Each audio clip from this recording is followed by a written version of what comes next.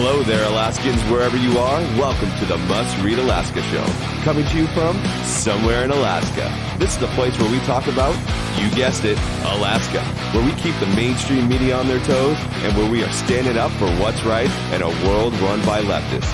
You can find out more by heading over to mustreadalaska.com and also checking out the Must Read Alaska YouTube channel for some really great content. But first, let's get this party started.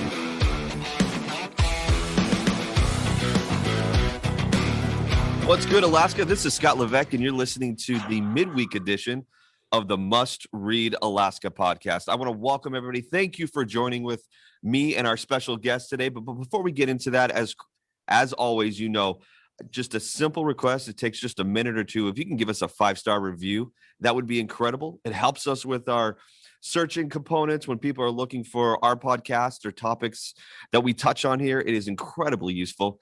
And if you just want to take that extra mile and go ahead and give us a written review, that'd be incredible as well. We always love hearing from our listeners, our supporters, and our readers. And you guys have been gracious and very generous with your support. So again, thank you. If you could just take a few minutes to at least give us a 5-star review. And if you want to go ahead and give us a written review, that would be very, very helpful. Well, today I'm really excited to welcome a guest here that he is in the thick of it right now. And that's Dave Bronson. He is with me today, joining us. Dave, how are you doing? I am doing well, my friend. How are you? I am doing excellent. Listen, you are a busy man, so I just want to stop and say thank you so much for taking the time to join us today. I know our audience is eager to hear from you, but I know you're busy. You are hot on the campaign trail for this runoff election, and we're in the heat of it. People are voting. There's a lot of stuff going on. And one of the things I want to touch on before we even get into some of these topics are some of the questions not only our listeners are having, but maybe some of the voters in the primary that do not know what's going on right now. And one of the things is we do actually have a runoff election, don't we? Yes, we do, on May 11th. And my contention to people is, do not throw away a ballot you get in the mail. That's actually the runoff ballot, is it not? Yeah, we're getting a bit of that now in our feedback as we go door to door and phone calling. People have actually thrown their ballots away for the runoff election. And someone will say, well, Dave Bronson already won. He's 2 points ahead of Forrest Dunbar. What's going on here? And we're saying, no, that's step one. That was essentially the general election. Now we have we've got the runoff, and it's on May 11th. We're preparing for it. We're fighting for it with everything we have. And we just ask people to pay attention, look at their ballots, and fill them out, and then drop them in the drop box. And if you're absolutely with it, certainly put it in the mail. Absolutely. Listen, my listeners know I am a vote. You want change, you need to vote. So remember, we're in a runoff election right now, so you're going to get another ballot. The other thing that's interesting, Dave, I've heard this, and again, it's anecdotal. It's not the entire municipality, but a lot of people don't realize that Forrest Dunbar is actually on the assembly currently, do they? Yeah, they don't understand it. He's campaigning as a man of the center right, which I really am. He is not. He is a radical AOC type leftist, and the path he has put us on in the last 6 years 5 years that he has been in office, he's caused the problem. So, you know, normally when you tell your kid and he's using your snowmobile or something, you say, you break it, you fix it. Well, it doesn't work that way in government. You break it, you go away. And I don't think we should give him the opportunity to fix that which he breaks, because I've seen his plan on how to fix things, and that's not how you fix things. All he does is look for more money to spend, when at the end of the day, we need to do things completely differently. That's right. And I think it's important for people to realize, voters, listen, you need to inform your neighbors and your community. Forrest is still on the assembly, and a lot of the enacted policies that have happened through this COVID experience, and even beforehand, when it comes to public safety, that was Forrest. I mean, you can look, 8 times he's voted to extend the declaration of emergency, and that's paired with the emergency powers. So you can't inextricably strip those two apart. Those go hand in hand. And he has done it 8 times, which has been detrimental to our community, our businesses, and a lot of our families here. And a lot of people don't know that. They think he is just totally isolated from that. Yes, he has voted. There's 20 emergency orders which restrict our freedom, shut down our business, or compel us to wear masks. He's voted for every single emergency order. There's 20 of them. That's And right. so we don't want to forget that. He's the guy that broke us, and now he wants to come in as the knight in shining armor to save us from his own debacle. We're not going to stand for that. A juxtaposition, to be honest with you. Well, I just wanted to make sure that people out there know that there is actually a runoff election going on, and the ballot in their mailbox needs to be opened and it needs to be circled to see the change that you want to see here in the municipality. But Dave, let me talk a little bit about your team, because you've got a team, a workhorse of a team over there. When it comes to door to door, meet and greets, when it comes to actually doing fundraisers or just meet and greets in general, you really do have a powerhouse team, don't you? Yeah, I believe, and I've been complimented by some of my former opponents that we do have the best team. I swear by them. We, from our volunteer coordinators to our paid staff, we've simply got the best. I tell people, and I say this routinely, and it's no false modesty, it's this, is you can be the best candidate in the world, but if you don't have a great team, you're just not going to win. And I've been lucky to be blessed by the best team in politics in Alaska right now. I'm proud of them, and they're turning out the vote. Absolutely. And this is anecdotal, but I've got a lot of friends in various parts of Anchorage who have been really pleased with their opportunity to talk to people on your team as they go door to door knocking and advocating for you. So that's been really positive. And again, that's a kudo to you and your team. But and part of that is some of these events that you've had that have been very well received. They've also been extremely well attended. And one of those areas was this past Sunday at the McKenna Brothers shop. You had a special guest there, and he gave you quite an honor by an endorsement. Do you want to talk a little bit about that? Yeah, it was Senator Dan Sullivan. He stood up. He introduced me. He's a great guy. Him and Rick Meistrom were there. Dan Sullivan endorsed me. I believe there's another event coming up here in Eagle River next week where he will be there, as well as other leaders in our community. And we're just going to have some fun at that event. But yeah, Senator Sullivan endorsed me. We are of like mind, and I won't hold the fact that he's a Marine against him. I'm Air Force. But no, he's a great guy, great leader, and sure proud of what he's doing in the United States Senate. Absolutely. That is incredible. It's awesome to have a U.S. senator, endorse a candidate for mayor here in Anchorage. I consider that a big deal, particularly when it comes to his leadership, obviously at the federal level. Well, remember too, he lives in Anchorage. He has a home here. He's been here nearly 20 years. And he's invested in this city as well because it is his home, and I appreciate that because I've been in this city for 30 years, and this is my home. I tell people I want to grow old and get fat and die in this city, and I'm working on all three of those, frankly. So sure, yeah. Well. I think, again, that's great. And so you have another event happening. Why don't you tell us a little bit about that? You said it's in Eagle River. Yeah, there's an event. Back, I'll have to check the calendar. I think it's on the 6th. The calendar is literally quite full. We're turning down events. Unfortunately, yeah, Eagle River Lions Club, 5 p.m. In Eagle River on the 6th. Right. So Dan Sullivan were there. We've got an invite into, but I think the governor's going to be there. Don Young can't make it because he'll be in Fairbanks. I had lunch with him yesterday, but he wanted to be there. So yeah, it's just kind of a rally, get out the vote. This is what we got to remember is that in the election a few weeks ago, Eagle River kind of underperformed. Yeah. And, no slight on them, but we've got to understand something in this city, the way the demographic goes. A conservative center-right guy like me cannot win without places like the Arc from Ocean View, South Hillside, and then Eagle River, Chugiak. And everyone overperformed there except Eagle River, which underperformed, I think, by 7 points. And that's a big one. So that's why we're focusing on Eagle River, because we need to up our game out there and get those people to turn out and vote. Absolutely. I think, like you said, demographics play a large part in where people live and, where they tend to vote. and where they fall on that political spectrum. Obviously, Eagle River is more of a conservative area. So the more turnout you can get in that area, obviously, like you said, the better chances in this runoff election, which again, I'm going to harp on this. The readers, listeners, and supporters of Must Read Alaska, they want to see change. And so the only way you do that is by the vote, particularly in this circumstance. So I'm really excited. Listen, there's a couple things I actually want to talk to you about. I love diving into policy here. And one of the big ones, I know your platform from day one, Dave, you and I met in the summer of 2020 in terms of just talking about politics. We've met a little earlier than that.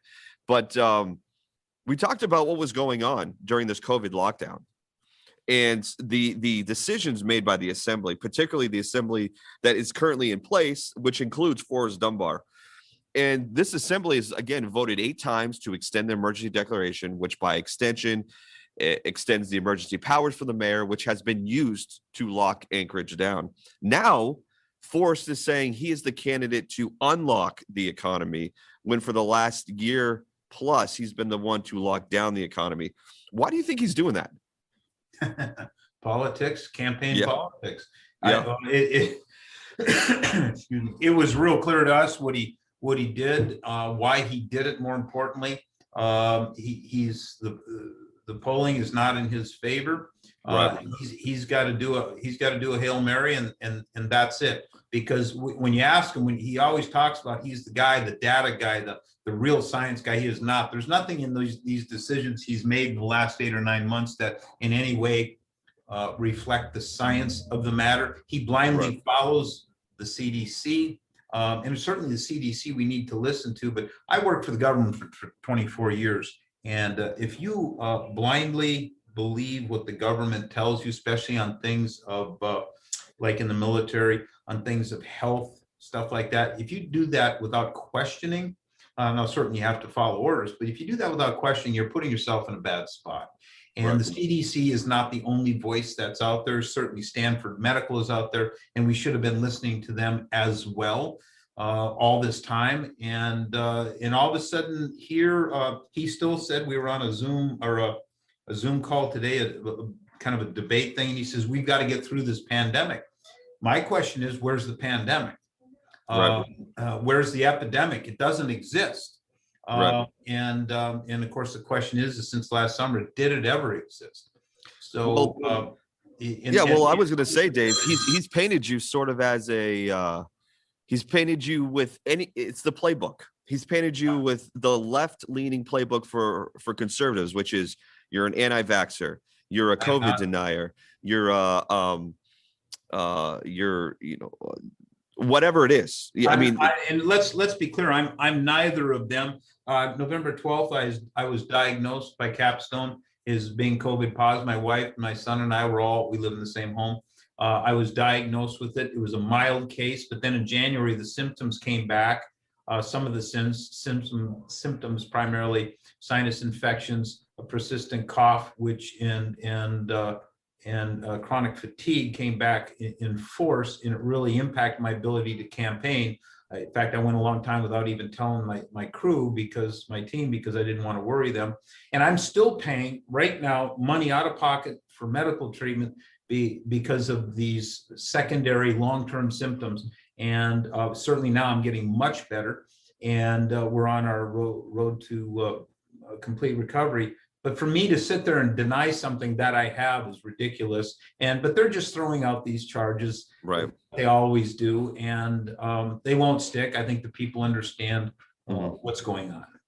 Yeah, I would agree with you. And the last one I couldn't think of is the right-wing conspiracy theorist line that is being used a lot now again, these are all just things that are just being thrown out. Like anytime you disagree, you're a racist or you're a xenophobe. Or, it's unfortunate because these words don't mean anything anymore. They're just hawked around when, we need to fight real racism and xenophobia and whatnot.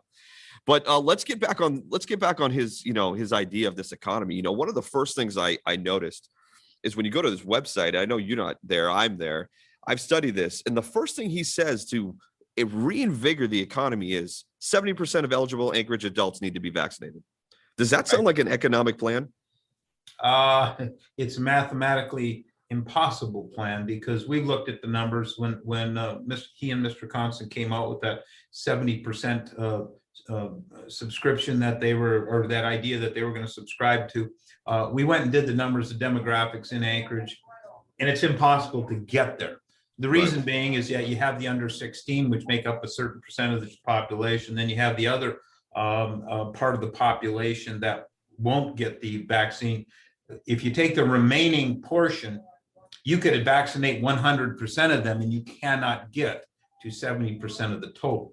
It's not possible. I can't believe they don't know that. It's quite simple math. And but they don't understand that, and shame on them, because quite frankly, they've shut down this economy. They've destroyed lives and businesses. They've cost people their homes, and that is a tragedy that they are going to have to answer for, because they broke that, or they broke this. They did this, and we're just gonna, after the fact, certainly maybe too late, but we're going to point out where they made their mistakes. Certainly, we need to deal with COVID early on. The notion of flattening the curve so as to not overwhelm our healthcare facilities, that was a good idea. But the notion that the government can come in and unilaterally shut down a person's business, private property, that is clearly unconstitutional. It's illegal. And but they just did that, and then for no science whatsoever, they're picking 6 foot, spacing between restaurant tables, when the World Health Organization says 1 meter, which is about half that distance. Again, the science is, quite frank, I think we should have been studying following Stanford Medical all the time, because if we go back 13 months, Dr. Jay Bhattacharya at Stanford Medical and his team, they've called this. They've called it accurately, and a year later, they've been proven true. Well, and I agree with you. I think we're picking and choosing what science quote we want to believe, and unfortunately, again, people not knowing he's been on the assembly. I mean, Forrest has been an advocate for the public who has come and testified to call them anti-science people, science deniers, all that. When the reality is it's not anti-science; it's just not his science.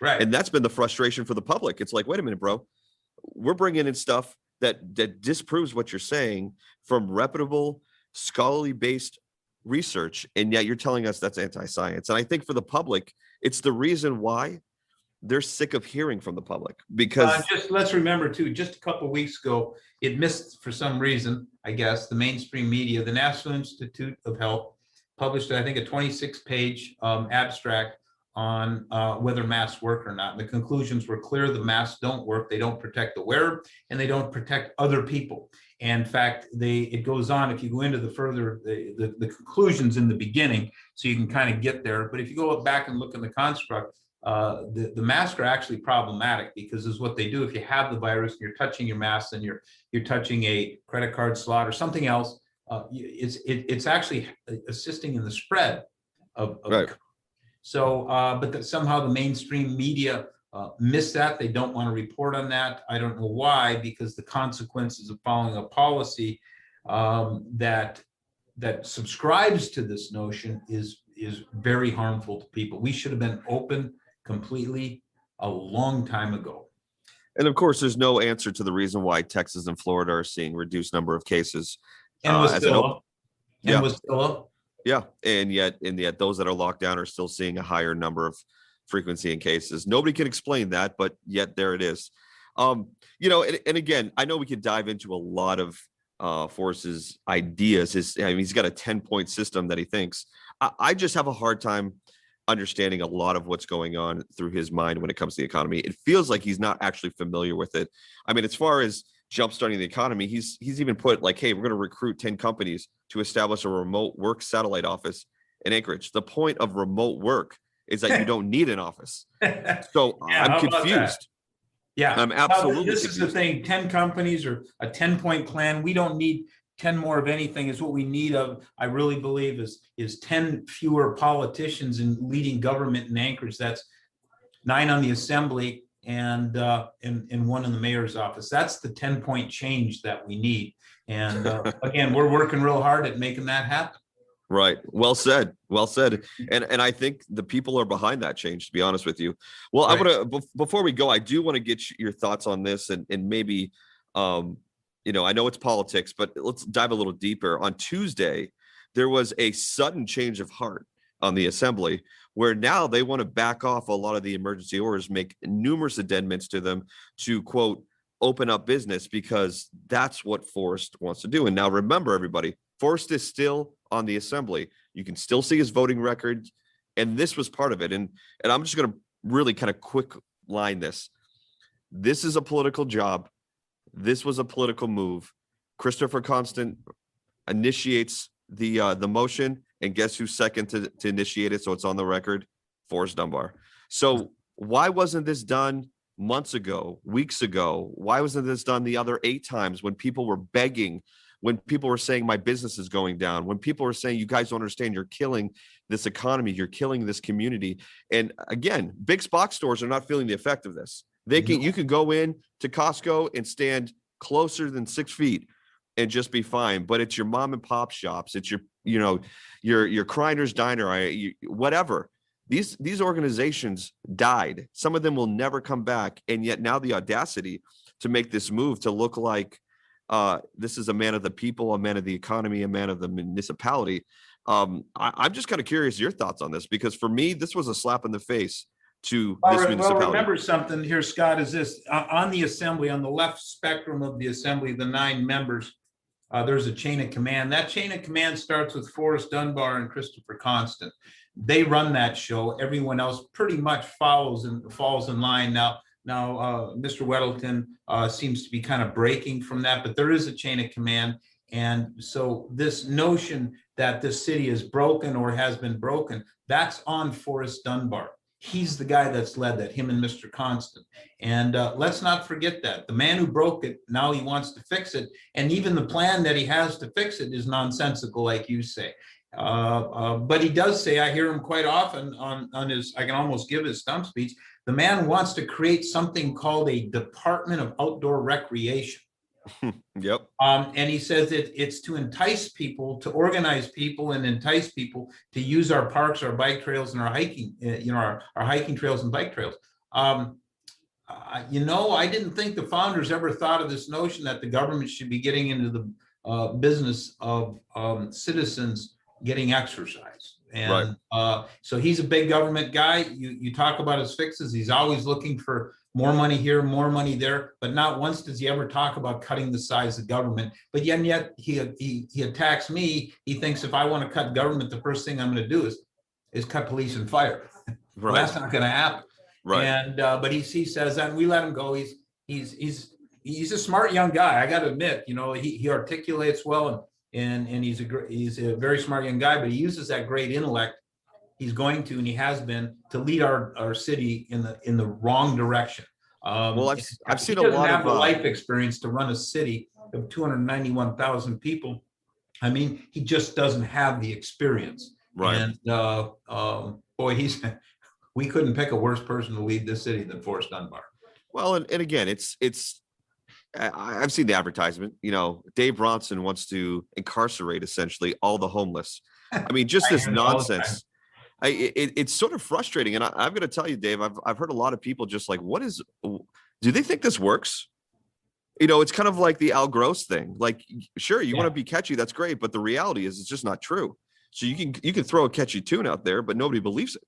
Now, remember, Al Gross spent a lot of money, just like Forrest Dunbar. He's going to make more than us. He's going to raise more. He's going to spend more than us, just like Al Gross. But remember, Dan Sullivan took Anchorage.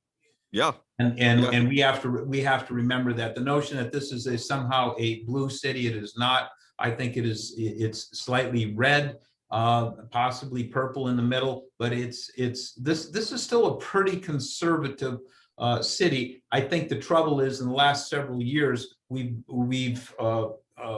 life has been good in this city up until just a few years ago, that we stopped paying attention back in 2013, 2014, 2015, and we allowed these radical leftists like Mr. Berkowitz and Mr. Dunbar to get elected to office. We were asleep at the switch. And that's what happened. And guess what? COVID came in, highlighted all of our weaknesses, and boy, it didn't go well. No, it definitely did not. And unfortunately, Dave, we're seeing the after effects of poorly run, poor leadership, poor policy.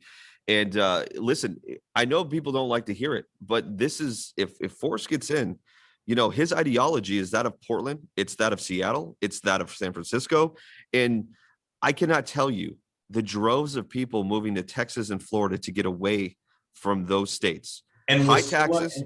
Wasilla and the Kenai Peninsula, there is not a day that doesn't go by that someone, and it's dozens of people have told me, they says, if Forrest Dunbar wins, they are leaving the city. And they are. Texas is a main location, but the Wasilla and the peninsula, people get away because you have to protect the value of your home and your property. And quite frankly, you got to protect yourself on the streets. And if we continue to go down this path, we are in really big trouble. And just like you said, Scott, this path leads from Anchorage to Portland, to Seattle, to San Francisco, and it doesn't end in these little comfortable semi-socialist countries like Western Europe. Is what it ends up. It ends up in Venezuela, where the currency blows up by the heaps like our leaves do in the fall.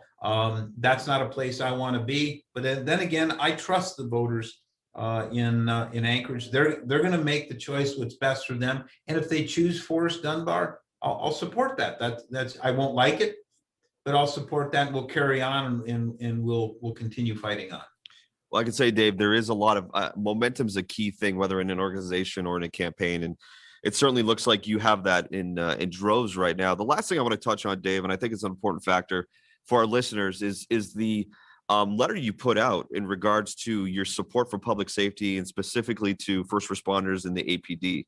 I think that was a momentous thing, and obviously, the union, the police union, did not endorse Forrest Dunbar, and if you don't know, there was many officers that came and testified in front of them, requesting, begging, saying, "Do not do this." They weren't even saying endorse you; they were just saying, "Hey, listen, we don't want our values to be aligned with that man," which I thought spoke volumes.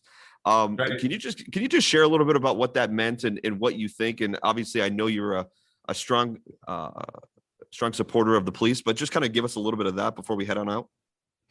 Well, I've got a lot of friends on the police department. They were keeping me informed of this hour by hour here Sunday. There was a meeting here a couple of weeks ago, 2.5 weeks ago, where the rank and file revolted.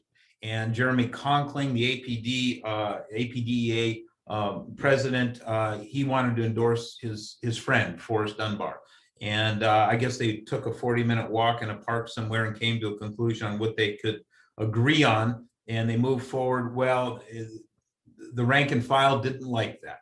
And there was a revolt. I counseled my friends. I says, I've been in a union for 30 years. I just retired. And I know what union politics is like. And I told them, don't do a scorched earth. Don't ruin your position within your union just because of me. Because at the end of the day, would I have liked the APD endorsement? Yes, but I knew I was never going to get it because of, there's folks on the e-board that simply don't like me. And Jeremy Conkling being one of them. And but I want the rank and file support because they have my support. Forrest Dunbar is a defund the police politician. I am a thin blue line supporter of the police. We are the exact opposite. There is almost nothing that Forrest Dunbar and I are not the opposite on, other than maybe plowing streets and repairing potholes. Those things I'll agree with them on. We'll pass ordinances, we'll pay bills, we'll pave the streets and fix the potholes and plow our snow. But on these other things, these more social issues like defund the police, we're different. I think Antifa is a domestic terrorist organization and should be handled as such. His family marches with Antifa in Portland and helps to burn down cities. So and he praises them for that. And he encourages them for that. That is wrong. That's not good for our country. Certainly not going to be good for Anchorage. Well, I would have to agree with you because I think it speaks volume that those are actually on the streets, those who did stand up against what the union was trying to do. It speaks volume. They know where Forrest stands on a lot of these issues, and they know that it would not be good for them for him to be in the position that he's currently running for. And so I think that speaks volumes. I thought it was a very powerful statement by those folks within the union that were not in the leadership side, but those who were raising their voice in opposition to that. And it spoke volumes for you, for sure. Listen, we're gonna go ahead and we've been at this for half an hour. I could talk to you all day about stuff, but I know you're busy. Yes, I am. And I need to make sure this gets up because the listeners want to hear from you, Dave. And I just want to let you know, I have extended an offer to Forrest Dunbar in his campaign. And I've actually said this. I just want to put it on the record. And I got the email. I said I would be more than willing to meet him where he was. I said I'd be more than willing to record it. I would edit it in front of him so he didn't think I was trying to selectively edit anything. I mean, I do everything I can to ask the tough questions because I think our listeners, readers, and supporters want to know, hey, Forrest, what do you really believe? And I want to get to that nitty gritty. So we extended that offer again on social media, but I don't think we're going to get it. But Dave, I do appreciate your time because I do think people love the fact that you're accessible, you're reliable, and you have that integrity. And I think that's really important for our city and our municipality as we move forward. And I appreciate your time. And I look forward to seeing a positive result for you, my friends. I really do. Thank you, Scott. Appreciate it. Good to see you. No problem. You take care. Well, that's it, Yes, guys. We've been talking for about a half an hour now, and I don't want to extend this too long. But listen, I'm really excited about this. I want to make sure that everybody knows there is a runoff happening currently. So if you get a ballot in your mailbox, do not throw it away. Open it up. Vote for the change you want to see, and make sure you mail it in. It is vital. May 11th is the last day. That is what this is all about. And remember, we've been talking for weeks now about just the change that we want to see in this municipality. We want to see the businesses opened up. We want to see people making a living again. We want to see, we just want to see a change, a new direction, a new opportunity. And I think, it's us that can make that happen. It's the reader, it's the listener, it's the supporter, it's the population, it's our municipality. So do not throw away ballots. This election is not over. We are in a runoff, and you need to vote. Well, again, that's it for me. Listen, you can find us on all the platforms: Facebook, Twitter, MeWe, Rumble, Parler, and of course, YouTube. You can find us all on those with the handle Must Read Alaska, all one word. And on YouTube, you can find all our content video wise at youtube.com/mustreadalaska. And of course, as always, you can find all of our editorial contents and video content on our website at mustreadalaska.com. Listen, we love our supporters, our readers, and our listeners. If you want to continue to help us to make this operation continue, it's 3 people, guys. It's 3 people and a lot of great contributors that write articles for us, but it's 3 of us that are trying to do this on a daily basis. And our fearless leader, Suzanne, has done a great job. But if you want to support us, go to mustreadalaska.com, and up in the right-hand corner, you can donate there. Well, again, that's it for me this week. Get out there, vote. Make sure you do not throw away your ballot when you get it in the mail, but vote, vote, vote, vote. All right, everybody, we'll see you next week.